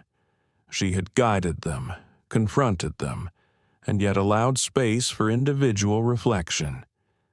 The moment was far from over, but its significance would linger, carried by each witness, and by the subtle shifts in perspective she had ignited. The plane felt different now. The tension that had gripped the cabin like a vice began to shift, evolving into a strange mixture of respect, curiosity, and quiet contemplation. Naomi Sinclair remained seated, composed yet radiant with an authority that did not need to be announced. Every movement she made was deliberate, measured, and purposeful, signaling to the crew and passengers alike that control and clarity had returned. Richard Calloway slumped in his seat, a man stripped of the entitlement that had previously insulated him. He stared blankly out the window, the horizon blurred by altitude and perhaps by the fog of his own realization. Naomi's intervention had illuminated the emptiness of his bravado. There was no place for it here, and nowhere on this plane would it be tolerated. The cabin had become a mirror, reflecting the consequences of unchecked privilege and bias. Clara Jensen moved slowly down the aisle, adjusting her uniform and smoothing her hair. The previous panic had dissipated, replaced by a solemn awareness. She glanced at Naomi, who gave a subtle nod of acknowledgement. That gesture carried weight far beyond the exchange of words. It was an invitation to reflect, to correct, and to understand the responsibility inherent in her position. Clara felt a mix of relief and shame. She had been complicit in Richard's actions, but now she had a chance to make amends, to align her conduct with integrity rather than fear or deference. Passengers began to relax in small increments, though many remained visibly attentive. There were whispers exchanged in the rows behind Naomi, passengers quietly analyzing the events they had just witnessed. Some felt relief that justice had been visibly served. Others felt discomfort at recognizing patterns of behavior that might resonate with their own experiences. The power of observation had turned each witness into a participant in a subtle, yet transformative lesson about morality, empathy, and accountability. Megan Riley approached Naomi, her expression a mixture of nervousness and determination. "Thank you," she murmured softly, "for showing us another way." Naomi's lips curved into a small smile, warm yet professional. She understood the unspoken weight in Megan's words. It was not just gratitude, but a recognition that change was possible, even in a place as constrained and hierarchical as the cabin of an airplane. Naomi allowed herself a brief moment to breathe, closing her eyes for a heartbeat. The internal struggle that had simmered throughout the confrontation surfaced once more. She acknowledged the exhaustion, the constant vigilance required to navigate such situations, and the lingering weight of responsibility. In her mind, she replayed the moments of hesitation, the subtle choices she had made, and the quiet strategies that had allowed her to assert authority without aggression. She reminded herself that strength was not loud or theatrical. It was rooted in patience, empathy, and moral clarity. Richard finally spoke, his voice low and uncertain. I understand," he stammered. "I see what I did, and I'm sorry." Naomi's gaze did not waver. She had expected this response, or some variation of it, yet her calm remained unshaken. The apology, though hesitant, was a necessary first step toward accountability. Richard's acknowledgement of his wrongdoing marked the beginning of the visible consequences for his actions. Naomi shifted her attention to the rest of the crew. We are all accountable, in some way, for the environment we create. Bias, negligence, hesitation in the face of injustice. These are things we must confront, regardless of discomfort. Today has been difficult, but it has also been instructive. Let this be a precedent for every decision you make moving forward. Her voice carried not condemnation, but expectation. She demanded responsibility, but she also offered the possibility of growth, a chance for the crew to rise to the occasion and align themselves with fairness and integrity. Clara's hands trembled slightly as she adjusted the safety card in the seat pocket. She had internalized Naomi's words, the lessons resonating in ways that textbooks or training sessions never could. She realized that accountability was not abstract. It was enacted in moments like this, where choices had tangible consequences for others. The weight of understanding settled heavily on her shoulders, but it was accompanied by clarity, the knowledge that she could act differently next time. Passengers' reactions varied. Some exchanged approving nods, a subtle solidarity forming among those who had witnessed the confrontation. Others sat in reflective silence, digesting the implications for themselves and the world beyond the aircraft. The cabin had transformed into a living classroom, a microcosm of justice and moral reckoning, guided by Naomi's steady hand. Naomi caught sight of a young man sitting near the middle of the plane, his notebook open, pen hovering hesitantly. He scribbled something quickly, then paused, looking up at her briefly before resuming. She recognized the hunger for understanding in his eyes, the desire to grasp the lessons unfolding in real time. This was the true ripple effect of accountability, the way it sparked thought, reflection, and potential change in the minds of witnesses. Richard fidgeted in his seat, attempting to reconcile his ego with the reality of public exposure. He had been used to command, influence, and immediate deference. None of that applied here. He understood that the incident would not remain contained. The witnesses, the crew, and the cabin's dynamics had already begun to record and replay the narrative, spreading awareness in ways he could not control. Naomi's inner voice reminded her that this was not about vengeance. It was about correction, integrity, and structural accountability. She reflected briefly on her own journey, the moments when she had been underestimated, dismissed, or ignored. She drew on those experiences, channeling empathy for those who faltered, yet refusing to excuse the harm caused. Her calm demeanor and deliberate action had reshaped the cabin, reinforcing the principle that authority rooted in competence and moral clarity was far more powerful than intimidation or entitlement. The flight attendants began to move with renewed purpose. Clara adjusted her service cart quietly, attending to passengers with a careful attentiveness. Megan assisted a nervous passenger in 5C with a smile that conveyed both reassurance and quiet confidence. Their behavior had shifted, subtly but unmistakably, demonstrating that accountability could be transformative, not punitive. Naomi finally allowed herself a small, private sigh. The confrontation had ended, but the work of reflection, communication, and accountability would continue long after the plane touched down. She glanced out the window, the endless sky stretching beyond the horizon, and felt a quiet sense of fulfillment. Moments of crisis revealed character not just hers, but everyone's in the cabin. Today had been one such moment.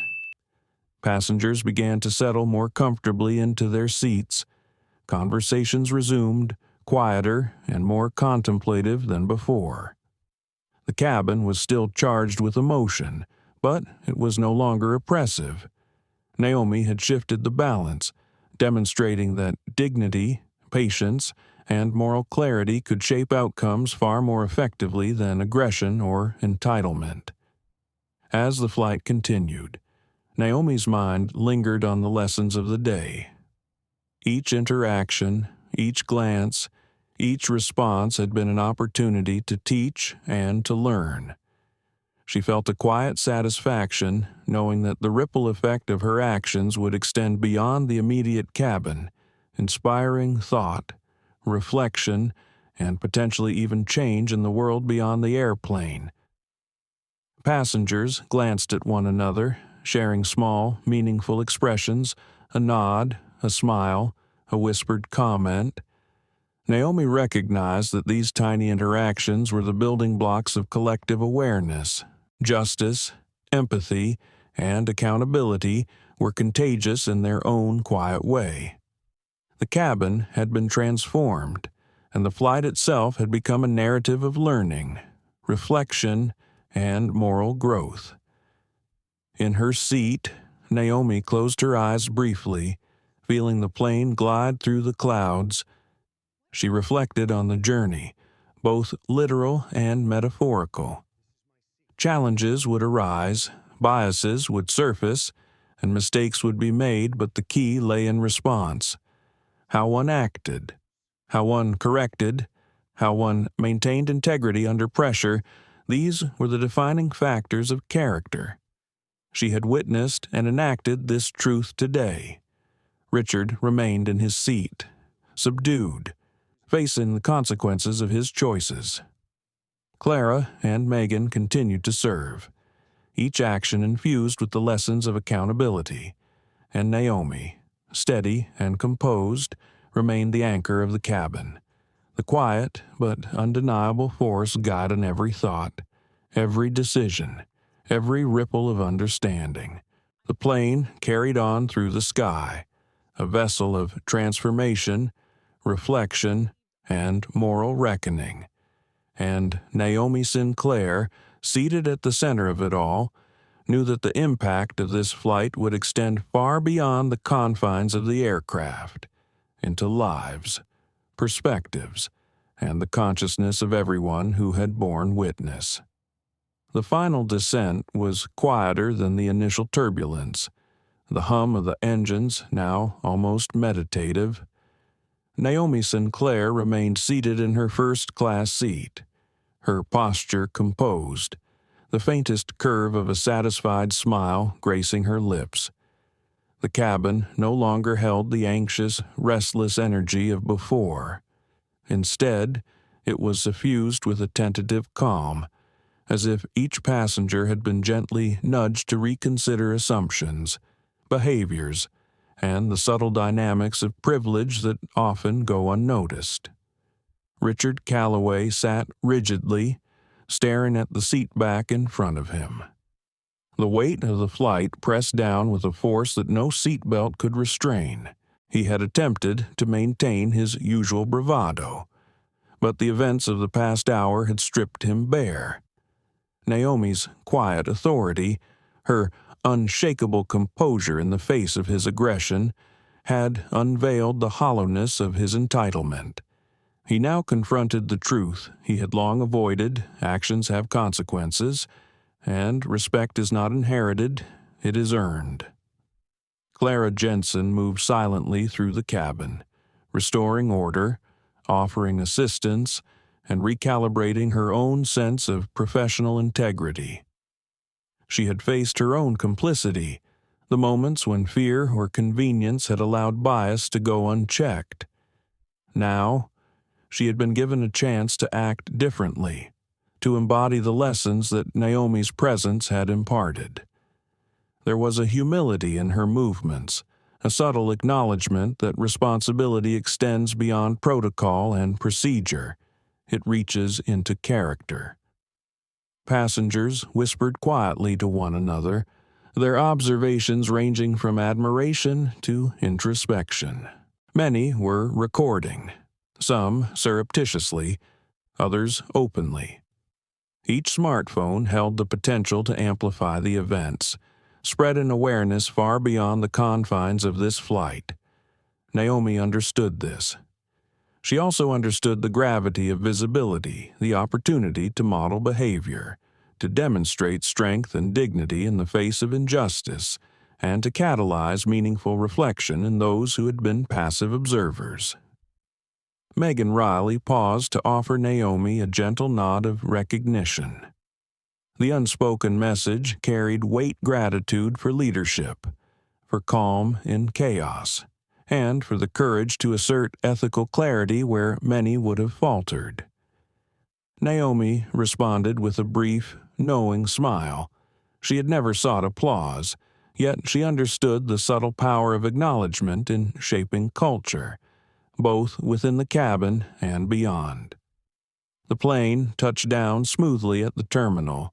There was a soft, collective exhale from passengers, a release of tension that had been tightly wound for the entirety of the flight. Naomi remained seated until the final safety announcements concluded, a silent anchor in a cabin that had transformed from chaos to contemplation. The crew prepared for disembarkation with a newfound attentiveness, their eyes reflecting lessons learned under pressure. As passengers stood, Naomi observed their behaviors with quiet acuity. Some approached her directly, expressing thanks or asking questions about her work, their curiosity ignited by the confidence and clarity she had demonstrated. Others lingered in reflection, their thoughts swirling in private contemplation about what they had witnessed and how it applied to their own lives. The flight had become more than a journey between two cities. It had become a microcosm of social dynamics, authority, and the consequences of actions rooted in bias or privilege. Richard rose slowly, his movement hesitant, almost apologetic. He approached Naomi with an air of cautious humility, aware that this moment demanded acknowledgement but uncertain how to navigate it. Naomi regarded him silently, her expression calm and measured. Words were unnecessary, the gravity of the situation was apparent, and her composed presence conveyed the message with clarity that no speech could replicate. Richard understood, and in that understanding, a subtle, though critical, transformation began. Clara Jensen, now walking alongside Naomi, adjusted her uniform and glanced at the passengers disembarking. She had witnessed the profound impact of ethical courage, of using authority responsibly, and of the power inherent in calm, deliberate action. For her, the flight had become a turning point, a lived lesson in accountability and integrity that textbooks and training manuals could never fully convey. She understood that moments like these, however fleeting, had the power to reshape professional culture and personal character simultaneously. Naomi's thoughts drifted to the young man in the middle rows, the one with the notebook. She hoped that the lesson he had observed would endure beyond these walls, beyond the terminal, and into the broader world. Witnessing ethical strength, integrity, and composed confrontation was a form of education that transcended traditional instruction. The ripple effects of today's flight would reach far beyond what anyone could immediately perceive. The crew completed final checks, ensuring that every passenger had safely disembarked. Naomi lingered slightly, offering quiet words of encouragement to Megan and Clara. Her tone was measured, her language precise, yet imbued with warmth. Integrity, she said softly, is not just about the moments when others are watching. It is about the choices we make when no one else notices, and about the courage to act rightly, even when uncomfortable. Passengers filed out, some lingering to offer brief acknowledgments. Naomi received them graciously, her calm authority unshaken by the attention. She understood the subtle responsibility she carried to model dignity, to assert fairness, and to catalyze reflection without resorting to spectacle. Each interaction reinforced the notion that leadership was most powerful when it inspired understanding rather than demanded submission. Richard, in a final act of contrition, approached the crew. His voice was low, measured, and infused with a tentative humility. "I will take this lesson with me," he said, his tone sincere. "I understand now what I failed to see before." Clara, hearing the words, nodded silently. The moment was small, yet significant, a microcosm of accountability, a recognition that even those who falter can begin the path toward rectification. Naomi watched him, observing not with triumph, but with quiet acknowledgement. The power of witnessing change, even incremental, was profound. It reinforced her belief in the transformative potential of calm authority, moral clarity, and patience. Her inner reflection acknowledged both fatigue and satisfaction. The flight had been an ordeal, yes, but it had also been an opportunity to illuminate injustice, to assert dignity, and to catalyze understanding in ways that extended far beyond the cabin walls. As Naomi gathered her belongings and prepared to disembark, she allowed herself a small, private smile. The flight had concluded, but the journey, both for herself and for those who had witnessed the events, would resonate far longer. Lessons had been observed, accountability had been enacted, and the subtle but significant shifts in perception had begun. The cabin, once a space of tension and conflict, now held echoes of clarity, reflection, and understanding. Passengers exited into the terminal, the murmur of conversation a gentle counterpoint to the events that had unfolded.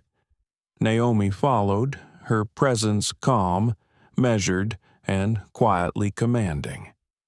The day had been transformative, a reminder that courage, empathy, and unwavering integrity could assert themselves in even the most constrained spaces. The flight would be remembered, shared, and reflected upon a story of dignity under pressure, ethical clarity, and the subtle but powerful ripple effects of moral courage. Naomi stepped into the terminal, drawing a deep breath, feeling the shift in the air. She knew the challenges would continue, that similar situations would arise in the future. But she also knew that the precedent had been set. Authority rooted in empathy, patience, and moral clarity had prevailed, reshaping the narrative and demonstrating that respect and accountability were not optional, they were essential. The passengers dispersed. The crew returned to their routines, and Naomi made her way to the exit, leaving behind a cabin subtly transformed, a story indelibly marked into the consciousness of all who had been present. Today had been about much more than a stolen seat. It had been about asserting dignity, confronting bias, and demonstrating that true power lies in measured action, empathy, and unwavering moral courage. And as Naomi walked into the sunlight of the terminal, the final thought that crossed her mind was simple yet profound. The smallest acts of integrity can resonate the farthest, and even in spaces as confined as an airplane cabin, justice, empathy, and dignity can prevail. As the cabin emptied and the engines cooled, the echoes of Naomi Sinclair's quiet resilience lingered in every corner. Passengers, crew, and even those who tried to wield entitlement now carried a deeper understanding, dignity. Fairness and empathy are not negotiable, they are essential. Naomi's calm authority didn't just restore order, it reshaped perspectives, igniting reflection on the small, often unnoticed moments where bias and privilege creep in. This story reminds us that standing firm in the face of injustice takes courage, patience, and moral clarity. It asks us to look inward. How would we act if confronted with inequality, disrespect, or cruelty? How do we ensure that our actions uplift, rather than diminish, the humanity of others? The lessons of this flight will linger far beyond the airport gates. They challenge us to honor those who act with integrity, to question systemic injustice, and to embrace the quiet power of self-respect. Naomi's journey isn't just her own, it's a call for all of us to reconsider how we navigate the world around us, how we confront bias, and how we champion justice, even in the smallest spaces. If this story moved you, make sure to like, share, and subscribe to our channel. More stories of courage, reflection, and justice await, and Naomi's example is only the beginning.